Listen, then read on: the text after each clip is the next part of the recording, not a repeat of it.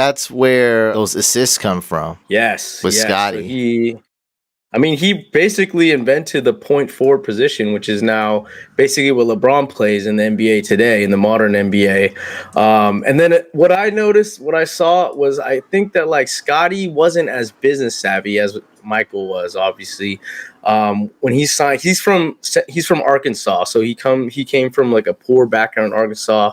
He didn't come for much. So when they show the part where he signs a 7-year deal for $18 million, which is roughly $2.5 million per year, so for someone like him coming from that background, you're like, yeah, that's awesome, But then as he did that, the NBA ratings were exploding, and there was a lot of money being passed around, and it goes to show that he might not have been as business savvy to foresee this coming, and it ended up being a really bad deal because 7 years is a long time to only being paid like less than $3 million per year for his services. Oh, he definitely wasn't business savvy, and the tale of Scottie Pippen is now a lesson that a lot of people refer to. I just brought up something for the video viewers. What is this called? The 20 dumbest purchases ever.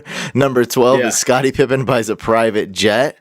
Oh God, when was that? Known as one of the NBA's smartest players on the court, Hall of Famer Scottie Pippen doesn't seem to be as sharp off the court. Pippen blew $120 million, not a typo, on a number of poor investments, including the private jet pictured above in 2002. Pippen paid $4.3 million for this Gulfstream, but failed to have the jet inspected prior to the purchase. If Pippen missed his scheduled inspection, he would have found out in advance that the jet needed more than $1 million in repairs. Unable to come up with the cash to repair this broken jet, Pippen was forced to leave the plane sitting on the runway.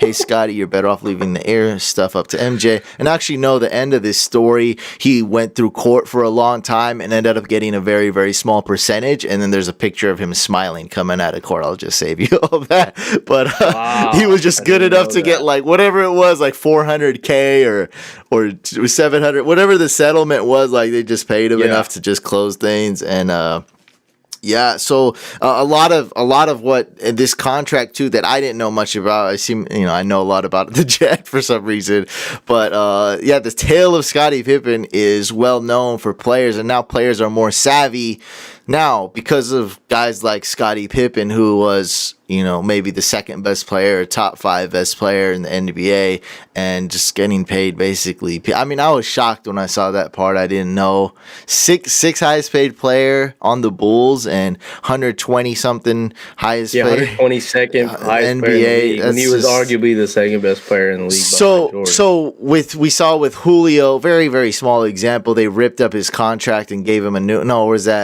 they did that with Julio, but I think they did that with Roddy White, actually a big one. They did it with Julio, but that's a very, very tiny deal. So when Roddy White was getting paid peanuts, the Falcons just ripped up his contract and gave him a new one. It was like, you're deserving of this. Why didn't they do that with Scottie Pippen? That I don't know. Don't know. They should have. They're making this guy out to be a villain. Oh, Jerry Krause. So they were saying Krause is such a villain in this. So, such a villain. It kind of shows like, there's really the business side of basketball behind the scenes, like you don't typically get to see. Like this is really on the front page in this documentary. Jerry Krause, he basically drafted Jordan, he drafted Scottie, he made very savvy front office moves, and he thought, he should deserve a lot of credit for all those moves that resulted in 6 championships. But, obviously Michael Jordan and Scottie Pippen and the players, they felt that players are the ones that win championships. So, you have Scottie being underpaid. You have Phil wanting to be paid like one of the top coaches, which he wasn't at the time, and Jerry Krause refused to pay that. So his mindset is, hey, like you sign a contract. It looks archaic now in modern times when players are very empowered and can do whatever they want and basically dictate the terms like LeBron does nowadays, and an Anthony Davis type.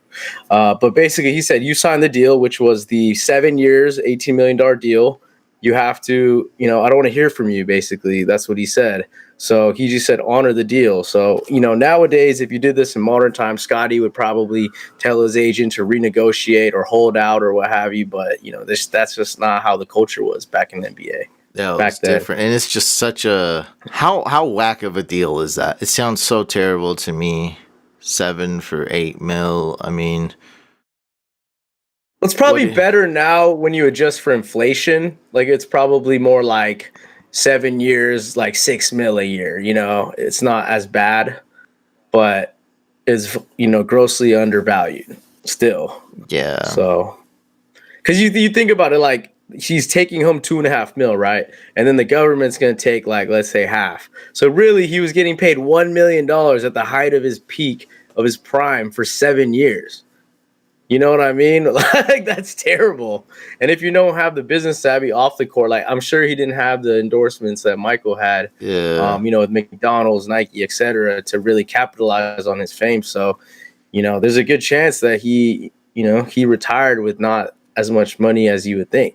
And that's what forced him to make these bad deals. man, that's just oh my god, that's just crazy how things can play out. And like I said, this tale is just a lot of NBA players just know what's up because of Scottie Pippen, the contract martyr, the business martyr, the private jet buying martyr.